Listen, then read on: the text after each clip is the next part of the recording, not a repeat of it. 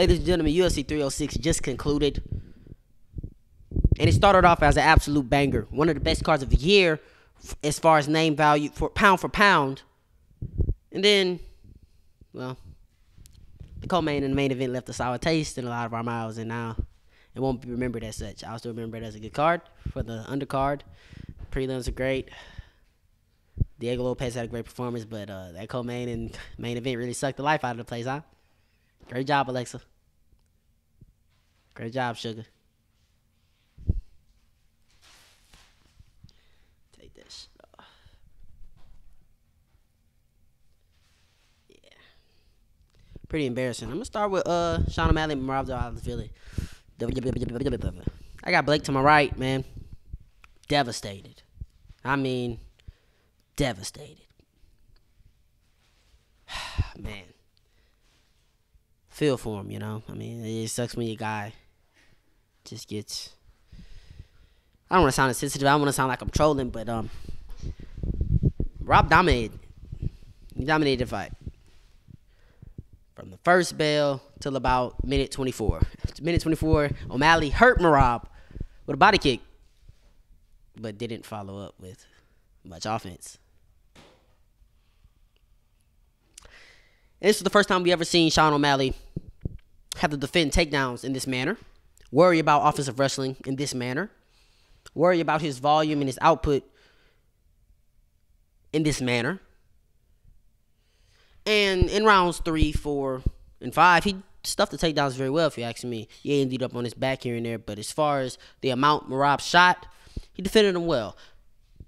Round 2, round 1, I expected O'Malley to give that one up. Thought he was going to go out there, get some reads. Round 2, I expected him to turn it up. Got dumped on his fucking bald spot in the middle of the octagon. Round 3, I'm like, okay, O'Malley, time to turn it on. He has his best round, still ends up on his back towards the end of the round. He got taken down in every single round. He got dominated. And got kind of beat up on the ground as well. Damn, Google already updated Sean's record. 18-2 and 1 no contest. We got Diego Lopez right now on a post-fight press conference, but O'Malley, man, you got cooked. Alexa Grasso, you can turn it up a little bit. I ain't tripping about that. Alexa Grasso, you shit the bed as well. I mean, you wet the bed. You shitted on yourself. You did not show up. Matter of fact, Mexico as a whole in shambles tonight. It was horrible for Mexico. I think Mexico, I'm going to let y'all know right now. Mexico went 1-0. 1-1. 1-2. 1-3. 1-4. 2-4. 2-5. Diego Lopez, we'll count him. 3-5. 3-6. Blake. Mexico went 3-6 tonight. On Mexican Independence Day on UFC Noche. I mean, what a disgrace. Main event, co-main event. Probably the 2 worst championship fights. Okay, I'm not going to call the O'Malley and Merab Dvalishvili championship fight a bad fight because I look at it like, man, Edwards and Belal Muhammad. Depends on what you like. I think Merab went out there and dominated him. And mauled them and held his own on the feet. I think Valentina just literally went out there on Alexa and just laid on her. I think there's a difference in those 2 performances, so I don't want to put them in the same light. Diego Lopez against Brian Ortega showed us a lot. Answered a lot of questions. He did slow down in the second and third round, but he stayed offensive. He stayed aggressive. He countered well. He had speed, and he still had power. That answers a lot of questions for Diego Lopez. Is he ready for the title shot that he says that he wants? No. I say we keep him away from Ilia Topuria for right now. Give him like a Yair Rodriguez. Keep him far away from Volk, please. Keep him far away from Volk. I don't need to see Volk KO again. Because Diego Lopez would KO Volk probably in the first round. Keep him far away from Volk. Brian Ortega, we know he's going to 155. This is his last fight at featherweight.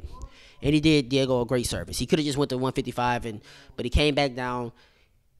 He gave Diego a shot at a top 3 ranked opponent when nobody else really in that division would. So a lot of respect to Brian Ortega. He didn't have to do that. Esteban Ribovic. Fucking stud. Daniel Zellhuber. I don't know how the fuck that nigga was conscious in that last round. Daniel Zellhuber. He was getting that ass beat. He took about 90, how many significant strikes? Unanswered. Getting that ass whooped. You know, Mexicano heart at its peak. That's what Dana White envisions when he says, you fight like a Mexican. But Daniel, he's still a good fighter. It doesn't hurt him a lot. He has a beautiful jab. He just needs to take more control of the fights. He didn't really feel like he could have really been the one aggressing, taking control of the fight, landing that jab, using more leg kicks, using more teep kicks, and he didn't. He allowed Esteban on the inside, and Esteban on the inside of the pocket is just a much better fighter than Daniel. You know, he was getting to the target. He was fighting his left hook. He was fighting his right hook. Daniel was landing as well, but Esteban was really landing some brutal shots. Ronaldo Rodriguez. It's a good fight. If I was the referee in that first round, they dropped him. Head does this shit here. I probably would have stopped the fight. It's good that I want to say it was Herb Dean. It's good that he didn't stop the fight, or Jason Herzog. One of them. It's good that he didn't stop the fight because Ronald went on to win. Ronald went on to get his legs back. O'Day stayed in on a fucking triangle like an idiot. Ronaldo ended up getting his legs back, coming back in the second round, dominating the second round with grappling, and then the third round was very, very close. I think Ronaldo edged it out in those final moments of that round. Oh yeah, I went 5-5 on predictions today. This is one of my worst cards of the year. Maybe one of my worst cards ever on YouTube. It was bad. Prelims, Norma Dumont, geez. The beating she put on Irene Aldana. The headbutt caused the cut. We know that. Aside, and that does play a factor, but she was getting that ass beat before that too. She was getting that ass beat, right? And then once the cut happened and she couldn't see out right, you knew it was over and you knew it was just going to go longer. Looking back on it, in the moment, I didn't think the doctor should have stopped it, but looking back on it, the doctor probably should have looked at that cut, saw how much it was affecting her, probably got in the way of that, probably stopped that. But Norma Dumont showed that she can compete with a good boxer in the division, use her speed, use her timing, use her leg kicks, use her lateral movement, and she can win fights without even grappling. She shot 2 takedowns in this fight. The fight didn't even hit the mat at all. Beautiful performance from Norma Dumont. She was ranked number 9 in the world. She needs to go up. I'd like to see her move up in the bantamweight division because the bantamweight needs more contenders. The bantamweight division needs more contenders. I have Raquel Pennington and goddamn Juliana Pena fighting for the bantamweight title. I'm going to take me a nap during that one. I'm just going to put the BRB screen when we live. Right before that, Manuel Torres. Breaking this down, I thought Ignacio would be able to expose the fact that Manuel isn't the long fighter. Manuel's usually the longer fighter with the longer reach, able to stay on the inside, and he can overextend and not really pay for it. Ignacio is the much longer fighter, and I felt that once that advantage is gone from Manuel Torres, Ignacio is going to be able to expose some of the lack of technicality in the striking. That's exactly what he did. Manuel lunged in there, trying to land the left hand. Ignacio steps back, right hand down the pipe, sits him down. Manuel ends up back on his feet. He lunges in again. Same sequence. Puts him down. Beautiful KO. Ignacio Bahamondes by first round KO. Got that one spot on the money. Oh, this was a submission. Yasmin, whatever, versus Katlyn Souza. That was a submission, bro. I thought she got KO with a left hook. So she got KO'd and subbed in the same fight. And went to sleep. Damn. This is a fight where I got wrong. Where we said Yasmin, she's the much technical fighter everywhere. She's the better boxer. She's the sharper boxer. She's the better wrestler. She's the better.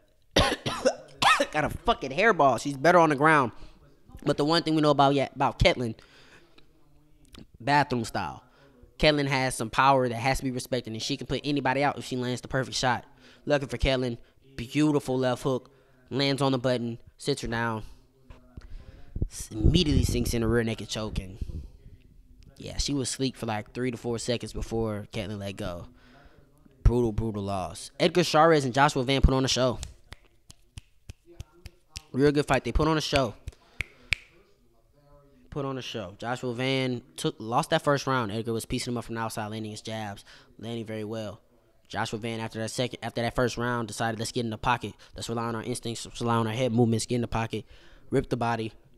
Go to the head. Edgar took a lot of punishment as well. Not like Daniel Zellhuber, but pretty close. Edgar took a lot of fucking damage, and he would not go anywhere, showing that true Mexican spirit. But Joshua Van He was getting tagged and he was getting a little rocked as well, but for the most part, Joshua Van pretty much won this fight, almost dominated, almost, just from the simple fact that he was getting hurt as well. But that second and third round were clear Josh Van rounds. And Raul Rosas Jr. versus Arichi Lang. Raul Rosas says he's ready to talk big bucks for a contract, and he said he's ready to top 15. He's ready to talk top 15 matchups. I say slow your roll. Slow your roll. I'm about to pull up the UFC rankings. What's a top 5 matchup that's good for Raul Rosas right now at bantamweight? I'm looking. Got Montel Jackson. Dominic Cruz is still ranked top 15. Okay. Wow. Jonathan Martinez. Kyler Phillips. Okay. Mario Batista. Jose Aldo. Rob Font. Okay. From Mario Batista to Montel Jackson. He can fight one of those. Please don't give him Dominic Cruz. I think Dominic Cruz is really retired. Just hasn't announced it yet. Montel Jackson. I don't like that matchup. I like Jonathan Martinez. I like the Kyler Phillips. And I like the Mario Batista matchup for Raul Rosas. In this fight, he didn't look that impressive to me. I mean, his stand-up is getting better. It's still not that good, but it is getting better.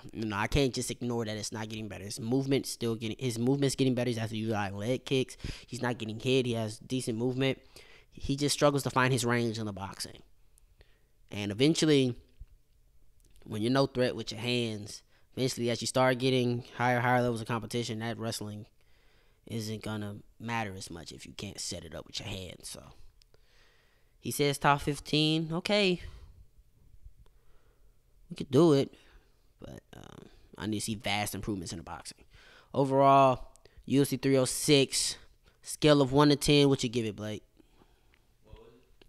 UFC 306, Noche in the Sphere, scale of 1 to 10, overall, everything. I don't like to base a lot on the main event and the co-main event, but a lot is based off of that. So we'll go 7 out of 10. I like that. I like that. Before the co-main event, I had to set up easily 8.5, 9. Easily, with UFC 300 being a 10 or a 9.5. Because is there really a 10? UFC 299 being a 9.5. And then the 2 main fights took a tip. But then in this one, you're already at 8.5, 9. But I'm waiting for my co-main event, my main event to really seal the deal and make you one of those great cards. Because the undercard was just amazing. It was beautiful. Every fight was good. And then you get to Alexa Grasso, Valentina Shevchenko, and it's like, bro. Then you get Merab Dvalishvili versus Sean O'Malley. And slowly you're realizing Sean O'Malley's cooked. And now you're seeing Sean O'Malley go back to the corner with his head down. He's breathing heavy and doesn't look confident, and he's losing. And Merab just builds and builds and builds and builds and builds to where he feels invincible. And then you lose. So, congratulations, Merab, though. He's not. He fought a beautiful fight. He had a great game plan. He negated all of Sean's striking techniques. He made Sean look regular, like he said. And he's been chasing his title shot for years and years and years. I mean, what is it? A 10-fight unbeaten streak. Been trying his ass off, working his ass off to get a title shot. He finally gets it. He makes the most of it. Dominates in that title shot. I mean, he has a great resume now. You got Henry Cejudo. You got Peter Yan. You got Sean O'Malley. There's more I'm forgetting just off the top of my head. But Merab Dvalishvili has a great resume. And he's beaten and dominated every style of fighter, whether it's your striker, whether it's your Muay Thai, whether it's your kickboxer, whether it's your wrestler. He's pretty much dominated them all. So, congratulations to Merab Dvalishvili. And I say put him in the pound rankings. I do. Sean O'Malley was there. I'm not saying put him high, but he's beaten every style of fighter. Every style of fighter. So put him up there. That's all I got for y'all, though. Sour taste in your mouth, huh? And new bantamweight champion of the world. Merab the Machine Dvalishvili. Sean O'Malley, I expect to see you at this post-fight conference. And I need some questions answered. Yeet.